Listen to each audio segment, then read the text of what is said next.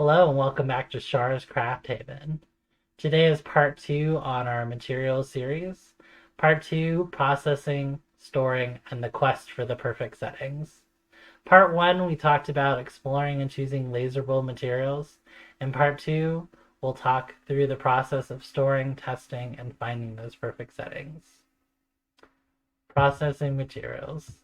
This might be a simple step, but skipping this step will sink you and your space into perpetual chaos. As soon as new materials arrive via mail or when you bring it home from the store, unbox and check for defects. Address those with the vendor immediately. If you're bringing them home from the store, also check them. Just make sure that it's what you purchased and that there's no glaring issues. If you're buying wood or other materials that need to be cut down to fit in your laser, do that as soon as possible. Storing your materials and your scraps. Most of us don't have infinite space for crafting materials. I've gone through a few storage phases to get my current setup, and I'm sure it won't be my last. I had a friend put together my storage so that 2 stacks of materials can sit side by side, and the most common materials can fit in the box that it comes in. Each shelf is a material type, with a thicker material on the left and the thinner on the right. I have 6mm acrylic and 3mm end cuts from processing of various different types together, and 3mm Baltic birch. A shelf of 6mm Baltic birch, which you can see I'm almost out of, and 3mm birch. Double-sided dry erase chalkboard in 5mm and 2.5mm. The next shelf is a testament to what I wish I knew. This is 5mm sandwood. It doesn't laser very cleanly.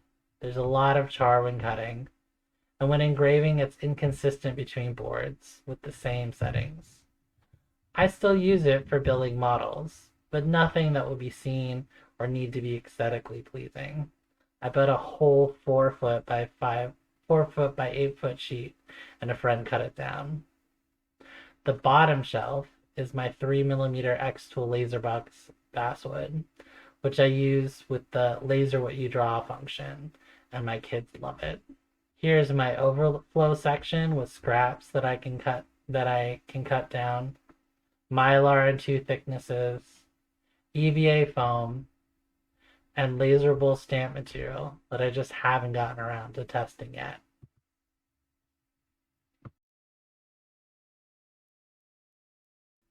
Cut settings. Grab your lab coat and let the fun begin. Start with research. Find groups of users with the same machine and ask them what their settings are. This will give you a base to start from, but don't expect settings to be plug and play. Finding cutting settings is relatively simple. Start with your research number, get a sheet of material, and do a test cut with those settings. I do both a circle and a rounded square as my test shapes. I do them small to conserve material.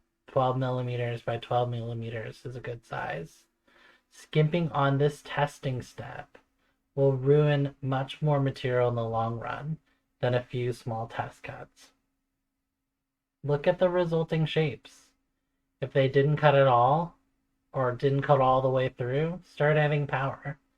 I add power on the Laserbox in 5% intervals, if it seems pretty close. The power is already really high, adjust the speed downward. When adjusting speed, I take larger leaps, cutting the speed in half if it's over 50%. Slower speeds will give you a deeper cut, but they'll also add time to your jobs, as well as adding more char. Sometimes it's just most helpful to add a second pass. If it looks like you're getting halfway or more through, try adding a second pass. As you test, physically write on the material what settings you used on the square or the circle. I have a notebook and take screenshots of the material settings and results. You would hate to find the perfect cut settings and not remember which settings you used. I've been there. Engraving settings. Finding engraving settings is a bit more nuanced. Speed and power come into play much more than passes. Since engraving is already a long process, I am loath to do more than one pass, unless there's an outstanding need. I tend to side on the more power, faster camp. Again, remember that settings for the same wood might not meet the aesthetic you're going for on a different project, and even the same type of material can react differently. My starting go-to is 60 power 60 speed or 60 power 80 speed. Unless it's a really dense or very temperamental material, that's where I start. I utilize color block mode to test a few settings at the same time. See my video about that. I've also found out that you can save a lot of time by using lighter woods. My go-to is Baltic birch, since there's a higher contrast. Also be aware, if you treat wood and darken it, the contrast will disappear and words will not stand out. Sometimes doing a little prep work ahead of time, I use the baking soda hack. If you want a deep brown and don't have the time and power needed to achieve that, use a little chemical help. Last reminders. Take notes. While you experiment, write down what you're doing. Take pictures of the results. And once you find something you like, make a setting in the Laserbox software and name it something that you'll remember. It saves you a lot of time and headache in the end to have it just a quick click away.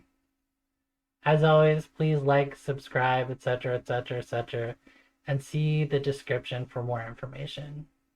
If you're considering getting a Laserbox, Pro, or Rotary, please use the affiliate link. It costs you nothing and it makes a big difference towards carving out extra time to keep this channel going. Thanks and have fun lasering.